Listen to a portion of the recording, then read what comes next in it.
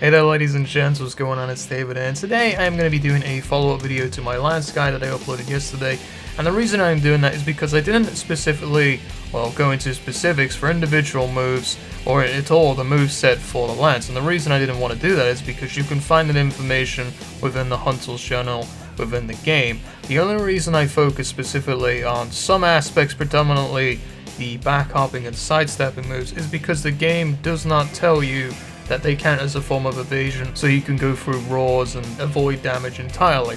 That means I avoided the charge, I avoided lance countering, so I'm going to be covering that with you today. These videos are going to be a bit more informal if I do a follow-up video, and it's not going to be as structured, so please bear that in mind.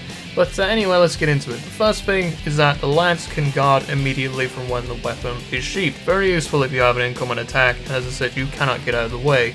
Also, when the weapon is unsheathed, you can hold block, move forward and push the X button, and you will do a blocking advance, so you cover ground, but you're pretty much safe behind your shield, so that's very useful. If you combine this with the X button, you can go ahead and go immediately into your thrusts, that being the standard forward thrusts or the upward thrusts, each of which can be used independently of one another, so you can go forward, then up, then forward. After any amount of the thrusts, up to 3, you can sidestep, back hop, and do the same thing again if you so wish.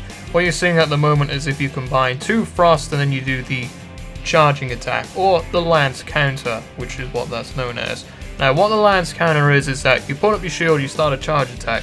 If you get hit within that attack, doesn't matter if it's friendly or not, you will react to that attack and attack back.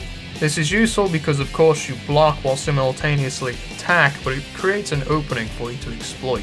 Furthermore, you can combo from the lance counter, making it very useful for those players who wish to play more defensively. And furthermore, you can keep the combo going by doing 2 thrusts of any type, activating the lance counter, sidestepping or back hopping out of it, and rinse and repeating. So 2 thrusts, lance counter, sidestep, 2 thrusts, lance counter, sidestep.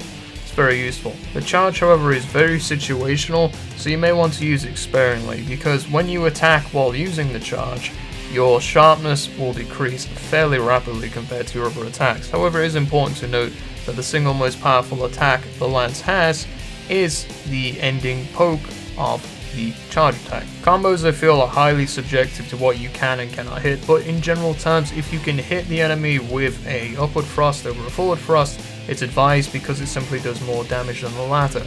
If you can incorporate a lance counter if you feel like you're about to get hit, go ahead and do that. Of course, that move is more effective if you have invested into guard skills.